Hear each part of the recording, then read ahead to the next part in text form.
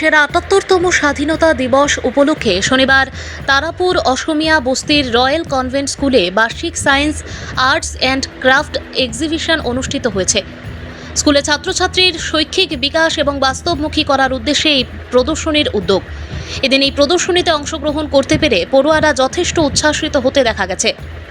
পড়ুয়াদের তৈরি বিভিন্ন মডেল, চিত্রকর্ম, মডার্ন ইন্ডিয়া, পরিবেশ সচেতনতা, পুরাণ কথা ইত্যাদি এই প্রদর্শনীতে তুলে ধরা হয়েছে। আইরিশ হাউস, জাডাভিনা, আজালের হাউস, এই তিনটি হাউসে ছাত্রছাত্রীরা নিজেদের হাতে তৈরি প্রদর্শনী করে। এদিন প্রদর্শনীতে বিচারক হিসেবে উপস্থিত ছিলেন শিলচর এনআইটির অধ্যাপক রাজীব দে ও আসাম বিশ্ববিদ্যালয়ের অধ্যাপক গৌতম দত্ত। এদিন স্কুল পরিচালন কমিটির প্রশাসনিক কর্মকর্তা রূপক পাল, স্কুলের প্রতিষ্ঠাতা তথা অধ্যক্ষা পাপিয়া ধর সহ দশম শ্রেণীর ছাত্রী মারিয়া এক্সিবিশন সম্পর্কে বক্তব্য তুলে ধরেন। Bureau report, Assam prime network. मेरा नाम फर्जीना अख्तर लश्कर है और मैं क्लास 10 में पढ़ती हूँ और हम लोग का हाउस का नाम है एजेलिया हाउस और हम लोग का थीम है कैपिटल ऑफ इंडिया। हम लोग ने कैपिटल ऑफ इंडिया के बारे में बहुत कुछ जाना है। आर्ट एंड क्राफ्ट में हम लोग ने बहुत कुछ बनाया है और हम लोग साइंस भी था, साइंस भी हम लोग के बहुत स्टूडेंट ने बनाया है। और एनवायरनमेंट मतलब हम लोग के हर साल ये होता है, ये एग्जीबिशन 15 अगस्त के ऊपर ही होता है। कौन सा हाउस है? हम लोग 3 हाउस है, Irish house, azalea house and Z wine house. बहुत अच्छा लगा, हर साल ही होता है, हम लोग बहुत इंजॉयमेंट करते हैं। टीचर्स भी हम लोग को बहुत हेल्प करते हैं, मतलब बहुत इंजॉयमेंट करते हैं इसमें, बहुत अच्छा लगता है हम लोग को ये एग्जीबिशन करके। আমরা প্রতি বছরই আমাদের স্কুল শুরু আছে 2017-এ এবং 2017 থেকে আজকে অবধি 2024 আমরা প্রতিটা বছর এক্সিবিশন করি সায়েন্স এবং আর্ট অ্যান্ড ক্রাফটের উপরে, এবং তাতে আমরা দেখলাম বাচ্চারা অনেক এগিয়ে গেছে। আর আমরা যখন স্কুল খুলেছি স্কুল, তখন স্কুলে ছিল আমাদের 100 স্টুডেন্টস, আর আজকের ডেটে আমাদের এখন নিয়ার অ্যাবাউট 270 এরকম স্টুডেন্ট হয়ে গেছে। তো প্রতি বছরই আমরা বাচ্চাদেরকে যা শিখাই, যা করি, তার থেকে আমরা দেখলাম যে মানে বাচ্চাগুলো অনেক এগিয়ে গেছে এবং থিওরিটিক্যাল থেকে প্র্যাকটিক্যালে যখনই আমরা প্রোগ্রামগুলো করাই তার অনেক ভালো ফলাফলও আমরা পেয়েছি। আজকের এই প্রতিযোগিতার বিচারক হিসাবে কাকে পেয়েছে?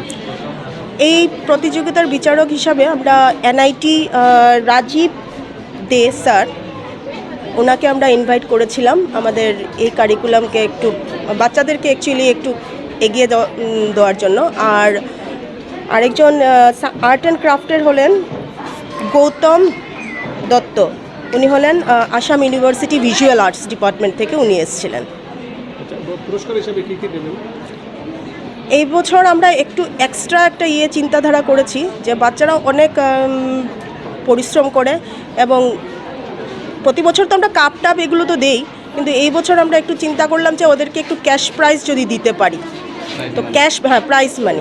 তো পুরস্কার তো আমাদের অনেকগুলোই থাকে, যেটা আমরা অ্যানুয়াল প্রোগ্রাম যখন হয় জানুয়ারিতে তখন আমরা ওদেরকে দিই, অনেকগুলোই থাকে প্রাইস। কিন্তু এই বছর আমরা মানে তিনটে হাউসের মধ্যে বেস্ট হাউস যেটা আছে ওটাতে যাবে একটা, আর বাকি হলো আর্ট এবং সায়েন্স ডিপার্টমেন্টের মধ্যে তিনজন মানে যে কোনো 3 জন আমরা সিলেকশন করব। কনভেন্ট স্কুলের বিজ্ঞান এবং আর্ট কম্পিটিশন এবং এক্সিবিশন, তো এই এক্সিবিশনে ছোট ছোট বাচ্চারা খুব দারুণ কিছু মডেল প্রেজেন্ট করেছে এবং ডেমনস্ট্রেট করেছে। তো বড় বড় কম্পিটিশনগুলোতেও আমাদের ডিস্ট্রিক্ট লেভেলের কম্পিটিশনেও দেখেছি, এত মডেল দেখিনি।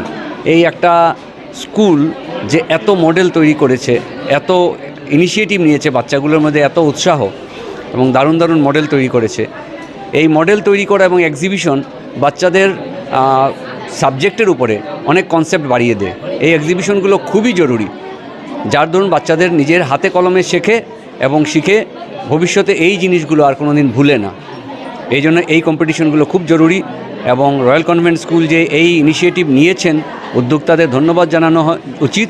এবং এই মডেলগুলো বানানোর পেছনে শিক্ষক শিক্ষিকারা যা কন্ট্রিবিউশন আছে সেটা ছাড়া সম্ভব না। এটা বোঝাই যাচ্ছে যে শিক্ষক শিক্ষিকাদের কন্ট্রিবিউশন প্রচুর, বাচ্চাদের নিচে ওরা প্রচুর সময় দিয়েছেন, যেটা একজন প্রকৃত শিক্ষক শিক্ষিকার দরকার। পার্টিকুলার কোন কোন বিষয়গুলো তুলে ধরা হয়েছে? পার্টিকুলার এখানে সায়েন্সের এক্সিবিশন হয়েছে, সায়েন্সের মডেল, বিভিন্ন মডেলগুলো তুলে ধরা হয়েছে। আর্ট অ্যান্ড ক্রাফটের বিভিন্ন হাতের কাজগুলো ওরা তুলে ধরেছে এবং পরিবেশ সংক্রান্ত সমস্যাগুলো ওরা তুলে ধরেছে। তো কোন ক্লাস থেকে কোন ক্লাসের বাচ্চারা অংশ নিয়েছে? এখানে তো ছোট ক্লাস থেকে শুরু করে একদম ক্লাস 10 অবধি।